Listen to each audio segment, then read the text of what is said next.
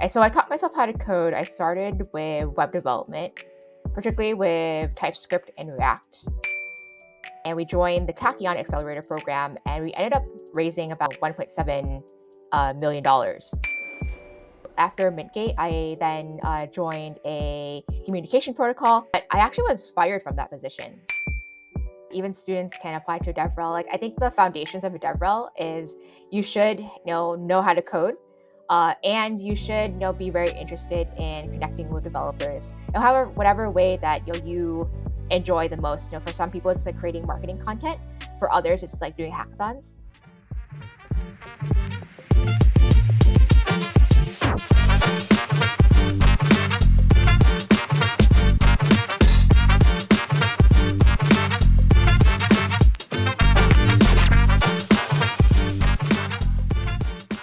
Hi everyone, I am your host Karan Pujara. Today we have with us Jennifer Tran. Jennifer is Devrel at DFINITY Foundation.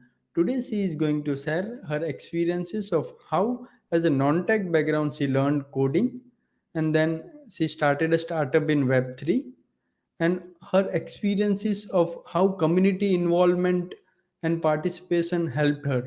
Thank you so much, Jennifer, for taking out time to join us today. Hey, thank you, Karan. Karan actually reached out to me when I was a founder at Mintgate and was looking for feedback for his startup. And yeah, we've been crypto friends for quite a long time now. Yes, I remember. It was almost 1.5 year back when we participated in each global hackathon, and you were among the mentor panel. And after hackathon, I reached out to you for feedback. So let's begin with your journey, how it all started, and what from education background to what made you choose your career in Web3.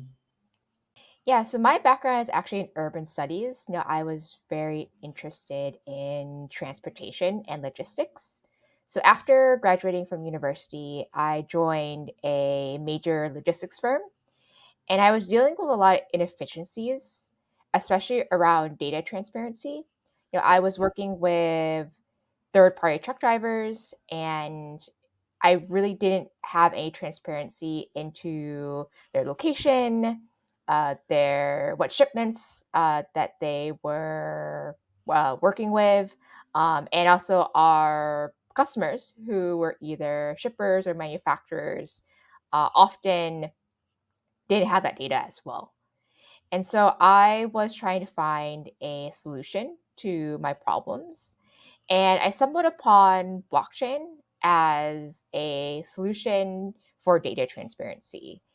And at the time, I knew how to code a little bit because back at university, I did take some computer science classes, but I wasn't, as formally trained as someone who majored in computer science. And so now I was really interested in how blockchain can help serve the supply chain industry.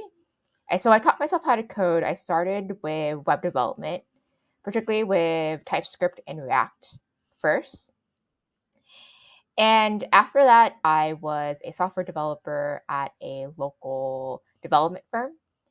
And then during COVID, I decided to build my own Web3 company. And I joined Kernel, which is a pre-incubator program through Gitcoin. It's a community for individuals and for groups that want to build a project on Web3. And I met my co-founders through that program. Initially, we were trying to build a platform centered around helping brands build communities and better collaborate with each other. And we were building a platform where brands and creators can tokenize themselves. They can actually create NFTs or social tokens of themselves and then use that social token or NFT to gate content that they would have. So think of it like a Web3 Patreon or Patreon powered by a creator's own token. The value of that was a creator could, if you bought the creator's token, ideally, if the creator ever became famous, then you would have a stake in their success. And we then ended up like doing really well in the kernel program, and we joined the Tachyon accelerator program, and we ended up raising about 1.7 million dollars in funding. So like right now the team is still like iterating on the product, on what it could be. After Mintgate, I then joined a communication protocol, which now I feel like now I can actually talk about it. But I actually was fired from that position. I was a software developer and actually was let go from that position. And though I'm not going to go through the circumstances of like what happened, but that was a moment in my time, like moment in time, where I really second guessed, if I should be in blockchain and Web3, because now I'm being told, I maybe I don't have the skills, or maybe I don't really have the competence to be in Web3. And sometimes I also doubted myself because when I was building out Mintgate, it was during the time of the bull market where a lot of companies were being funded. And as many people in the space also know, a lot of companies were being funded even without much due diligence. So when I was fired from the last position, I really thought that maybe I didn't deserve to be in this industry, because maybe I just got funding because it was a bull market. Uh, and I really had to learn how to pick myself up, during that time. So there was a 6-month period where I had to really learn how to improve my skills and learn how to position myself better for the next opportunity, which ended up being a developer relations engineer at DFINITY. And so what I did during that 6 month period was I knew that I wanted to do coding. I knew I wanted to build products and really contribute to product thinking. And so I knew like the best way to do that, after my experience of being in kernel, was to join a whole bunch of hackathons. And I think I joined probably like 6 hackathons during that 6 month period, and was really keen on looking at sponsor technology, thinking about how I can incorporate into like different ideas I already had for this space. And I built those MVPs, and I won. And so for anyone who ever has a setback in Web3 or in any part of their career, find a way to win. Find a way to prove to other people that you are better than whatever values that you have. So it was really interesting. Like when I first was applying to jobs right after getting fired from that position, I really didn't have anything on my resume. So like if you ever to call my manager at that time and ask what was my performance, he they probably didn't have great things to say, and that's really hard, right? That's really hard to counter. But Yes, I many times companies check background check and all. Exactly. And so, because like I pursued those hackathons and I won, I had a counter argument of like, okay, maybe this company wasn't a good fit. But no, I'm really skilled because look at all the hackathons I've won. And also like I know I also participated in the DAOs that I was really closely as well. I helped launch Somewhere Street DAO, which is a Web3 gaming collective, and I also joined Metrics DAO, which is a community for data analysts. And I wrote like I actually participated. I was very active in those communities, and went to a lot of gaming conferences. Like learned a lot about Web3 gaming, but also when I was at Metrics DAO, also created a lot of SQL dashboards and participated in a lot of data competitions as well. After you started looking for opportunities, I used to notice that in LinkedIn you are very active in different communities, different hackathons, and that is what made a difference. So not only when you just mentioned that you were fired and you felt like whether you belong in this space or not, but let's go back to the time when you started learning TypeScript. Even during learning process, many students, many developers feels self doubt always come across mind that whether I belong to this particular space. When you stuck in very basic problem, small error, many times due to comma, typography, and basic, very very basic functionalities. And when you realize that someone is helping you solve same bug within a minute, and then you self doubt whether I belong in this industry or not, at that time how do you push yourself? What advice do you have for beginners and learners? I felt like a lot of imposter syndrome when I was learning how to code because I didn't come from a technical background. I did take some computer science classes, but compared to someone who maybe majored in computer science, I was still didn't have that theoretical background that I felt I needed in order to succeed in the space. So I really focus on establishing relationships with people who are very welcoming to new learners. So I went to meetups and found other people who also pursued computer science in the same way that I did. So either they were self-taught or went to boot camp, and they already had a position as a software developer, and I really relied on them as mentors, and really relied on them and just like learning from them. But also the other thing, like, I realized is like there's so many aspects of technology that I could have succeeded even with my background in logistics that I used to boost my confidence. So for example, as someone who is, very well versed in logistics and supply chain, I'm very good at organization. So the first thing that I one of the first things that I did in the tech space was actually organizing meetups and hackathons. Uh, it's not something that you really need to be technical to do, right? But you do need to be very organized. So I use that. I use like my organization skills to organize like meetups and hackathons and make relationships with other developers, and that's what helps me boost my confidence. So sometimes, like, if you are someone new to the tech space, you don't need to be the best coder in order to build your confidence. Sometimes you need to find a niche in the tech space that you can do right away, and focus on that while you're learning how to code.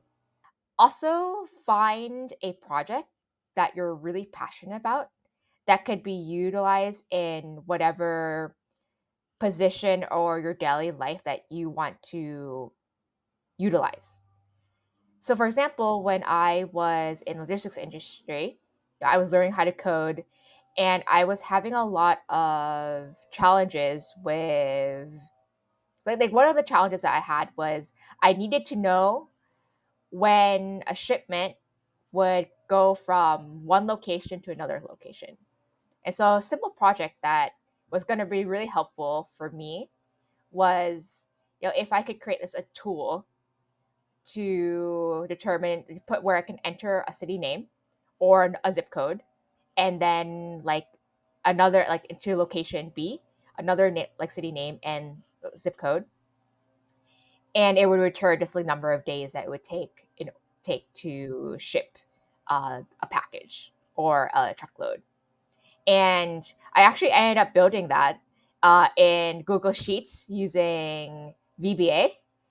And even though like it was not like super like not like that much code, right? I still built something with some code that was still helpful for me in the workplace, something that I could talk about, and it was still helpful for me, right? So I think like being able to find a project that you could actually be dedicated to and might be helpful to you in your work or in your daily life. You can actually start in building like a really small MVP, even a low code MVP will really start helping you build your confidence that you actually can build software. Real time use case matters. Otherwise, many times people get stuck in tutorial hell. Like they keep on watching tutorials. Even that same thing happened with me when I was learning coding before 10 years. So one after another course, and at the end we feel like, okay, when we start editing a single line of code, it's like very difficult. What next? So rather than watching one after another tutorial or courses, if we build real time any small use case, that matters a lot. Yeah, that matter. I agree. That matters like a whole lot. I think that it's easy when you're new to feel like you want to take a course because I think that sometimes like when I was learning, I felt like really intimidated because I didn't have any like computer science credentials apart from some of the classes that I took. So I felt like I needed a certification after another certification. And then what I found was practice is probably the best way to learn. And I think sometimes that's really hard for people who are new to understand like what that means. But practice, like one easy like what do you say like getting out tutorial hell like I think that you still should look at tutorials, right? Because like that's it is a way for learning. I think it's a great way for people who are very visual to learn. But one way is like one advice that I got early on was when you do a tutorial, also push that code to GitHub because like that helps like you learn like command line skills. It helps you at least see the code that you're writing. And actually, one other thing that I was actually really proud of when I was like learning was my GitHub streak. And that's actually one thing that sometimes I do look at is like how many projects that you have posted on GitHub. Your GitHub streak. I know that some people are like, oh well, you can update something very simple and still get a GitHub streak, but I still think like seeing someone who's dedicated to it, every single day, I think is still like very valuable, especially early on. I think when you're more senior, you can have less side projects, but I think when you're junior, I think the expectation is you need to have side projects that you're working on consistently. It's kind of a proof of work as well.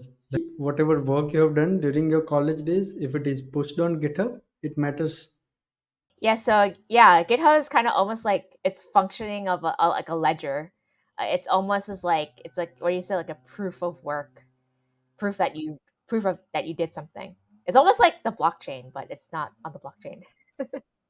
Yes, almost. What made you choose Definity as an organization to work with? During my time, during my college, we were told to prepare for one common question: why should we hire you? Instead, candidates should also think carefully that they should also look into company, what kind of company culture they want to be in. Yeah, I was really lucky that I had all of these experiences, building my own startup, working at an early stage startup, working at DAOs, and also when I was working on logistics, working at a big company, even though I wasn't a software developer there.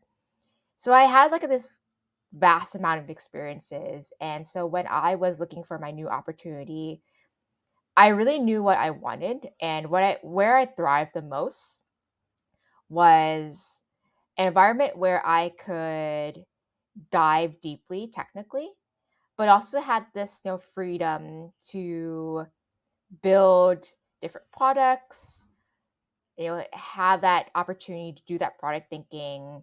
And also I was really good, at talking and connecting with developers. So I knew that this was like this area, this interdisciplinary role was something that I was very interested in. So I knew DevRel was potentially a position that would be interesting to me. And during that 6 months, where I was trying to figure out like my next role, I went through Developer Relations University, which is actually a free program that trains future DevRel engineers and exposes them to the industry or that role. And so after going through that program, I knew that I wanted to do like developer relations. So like that was a role that I was targeting. And it was funny, like I didn't really know much about Definity when I was reached out by like when they reached out to me. I just like I didn't really know much, but I ended up really liking Definity for a couple of reasons. One is they are they are at the protocol level, so there's a lot of researchers and senior developers who are really looking closely at the protocol. And so like I could learn deeply on how blockchain actually works. So when I was, working at Mintgate and at building different applications, I kind of just knew blockchain from a high level. I didn't really know what was behind the scenes. So I felt like at Definity I could learn that. The other aspect was I think like Definity, is has like a lot of really great technology and we're trying to build like trying to go to market. And what's really great about my team, the growth team, is that we have a lot of freedom to curate content, use cases, different ways to talk to develop like to connect and talk to developers that I just had this freedom to really pursue that. So I think like looking at back, it Definity's culture really fit with me. And also I really like Definity's ethos. So Definity is a major contributor to the internet computer. And when I was working on projects on Ethereum, one of my biggest challenges was like most of the applications I was working with were not completely on chain. I went even at Mintgate, had a smart contract, and then the rest of the application was deployed using AWS. And so I felt like that really defeated the purpose of decentralization because how can we have decentralization when we're deploying our application on a big tech? And so no one ever really gave me a good answer to that until I came to Definity and learned about the internet computer and where you can actually build complete product, like complete dApps on chain. And so like that was really like once I was there, it was really appealing to me that I was really helping with the decentralization ethos and actually helping propel crypto and blockchain to their complete mission. Let's dive deeper into the how you got role in Definity, because many developers who recently got fired will be able to get very good help from your story. You mentioned that they reached out to you. Is it because of your proof of work and your social media presence of whatever work you were doing in community? Well, I did apply to Definity just to be clear, but at the time, when I was, applying to other companies, and I think a lot of developers right now can also relate, is I was applying to maybe hundreds of companies, not really getting any callbacks. So I think if I had to guess, why Definity did seek my profile was, I did have interdisciplinary experience. So not only was I a developer, but I've done community. I also done marketing, as well as I did a lot of work in Web3 data. So I think like especially for a growth role, especially for a developer relation, like especially for developer relations, you have to be very interdisciplinary. You also like I think it's very valuable to have for you to have like many different interests because you can connect with a lot more different developers and you can also see the product in many different angles. So it's not just from the protocol level, but you can kind of see like okay, which applications would this product um, be useful for. And I also think that it was also good for me to be part of another ecosystem.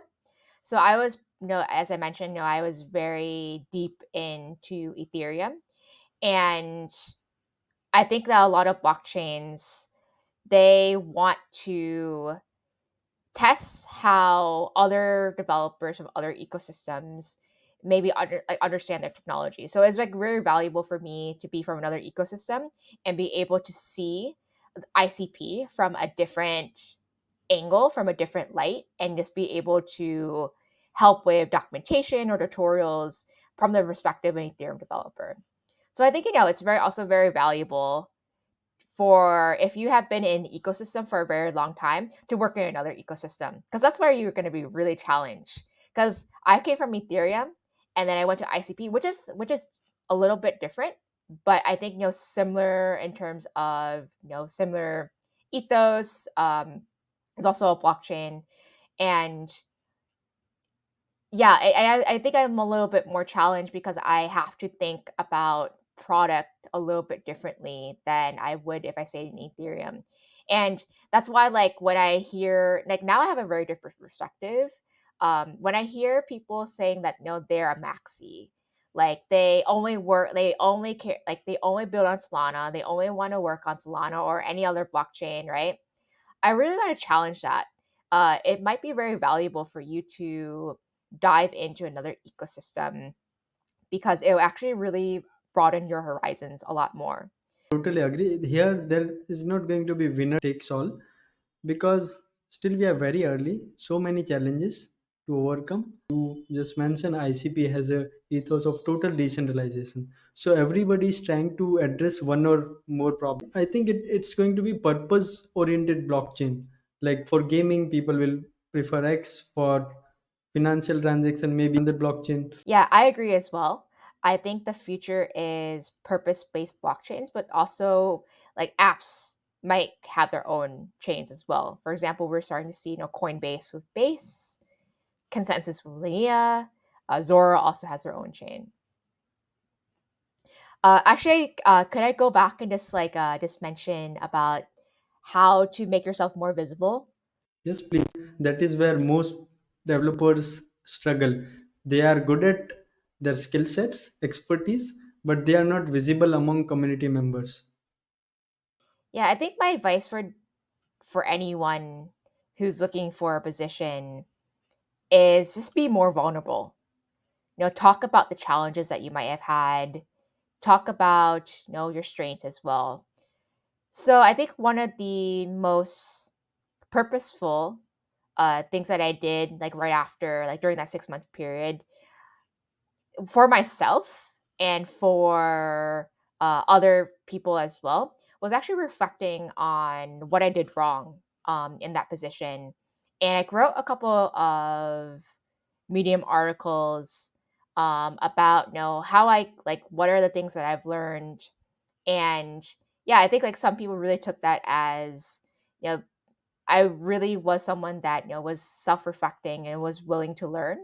Because I think one of the biggest challenges, when you are fired is it's very easy to blame an employer, very easy to blame yourself in some ways. But like if you reflect and actually talk about, what you really learned, I think that that really shows your character. And in addition, I whatever win I had, I always was posting about it on LinkedIn or on Twitter. So, like you mentioned, I whenever I built a hackathon project, whenever I won, I would always post that.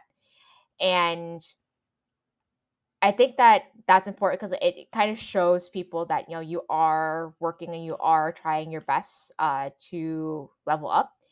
And one thing that I've learned in this process is most people are actually pretty good people.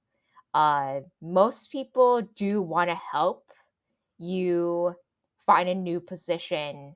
And, you know, I see this all the time as well, where, someone posts about, seeking for a new position or yeah, like people like people do respond. It's just a matter of like you need to make yourself visible, telling people that you are seeking a new position. And I wasn't like posting like, oh, I need a new position, but I was more posting about what I can improve and what are my wins, which I felt like were more valuable to people than some than just posting, oh, I need a position. I think that it's tough because a lot of people need a position, but if you can post, what you bring to the table, I think that's more valuable. It shows authenticity as well. If you are sharing your vulnerabilities online, what you are working on, sharing with community, then obviously people always want to work with those who can be trusted, and it builds trust. Exactly. It's building your online authenticity and trust.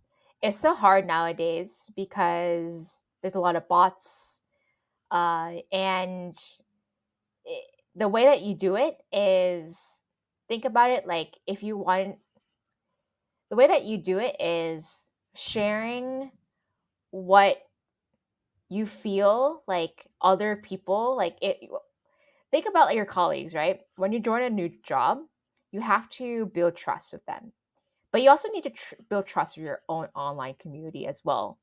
So think of it as the same thing. Like the people that you are connected in LinkedIn or Twitter or any social media, these are your online colleagues.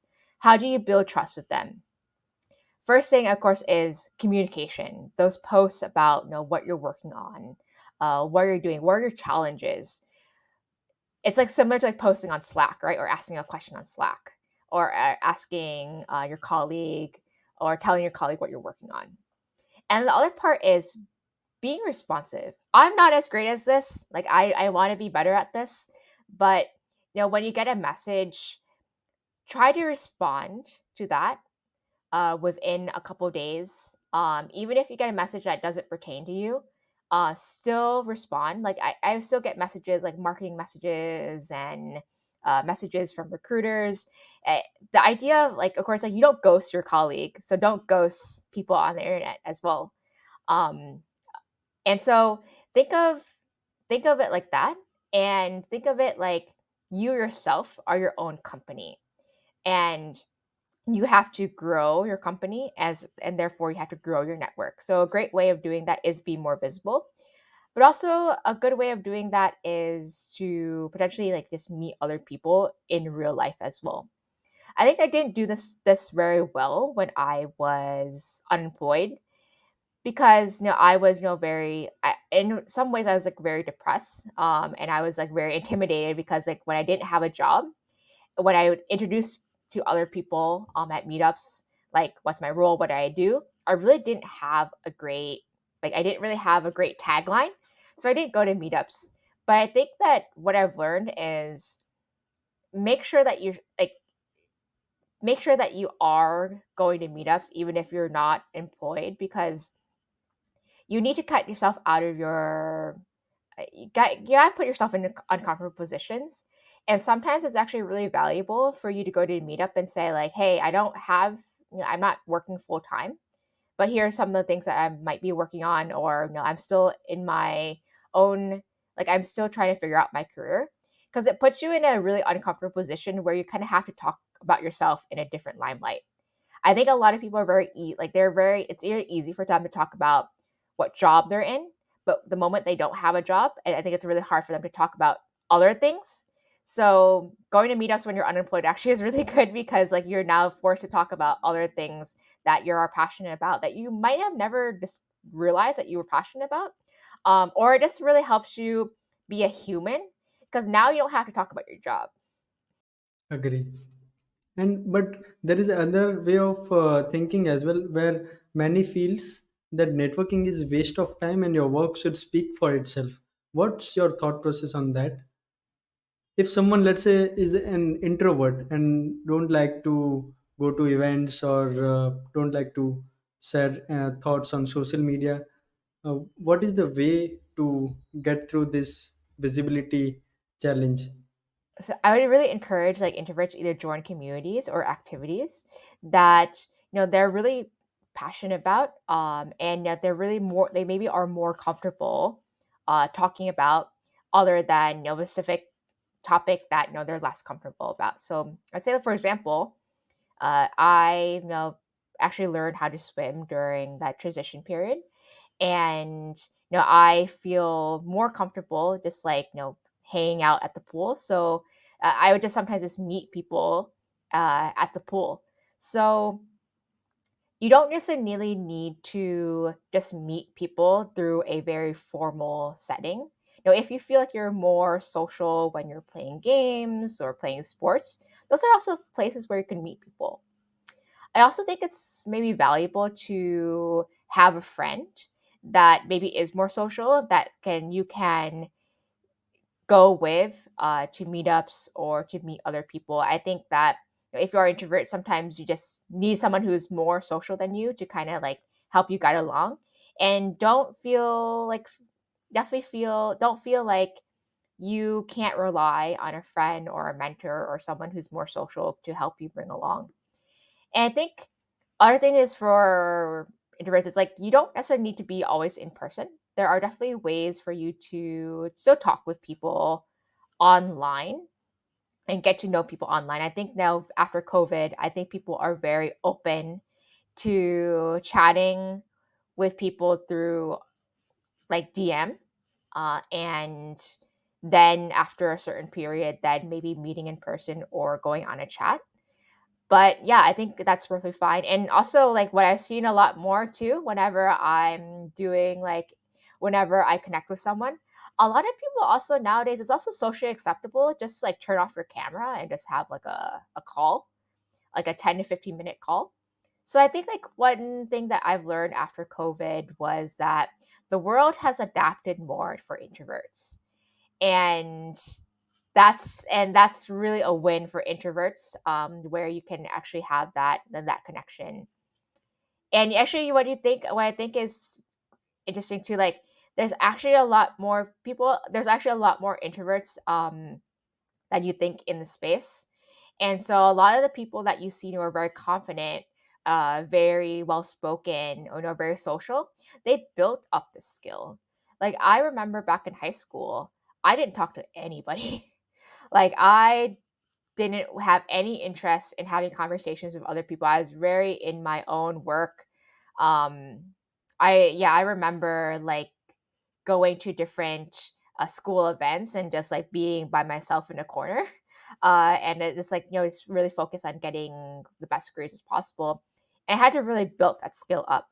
Like, don't really underestimate that a lot of the people that you see, are very, very well spoken or very extroverted. They probably built that up. And again, they started with small baby steps to get to where they are. Totally agree that even if people are introvert, everyone has some common interests.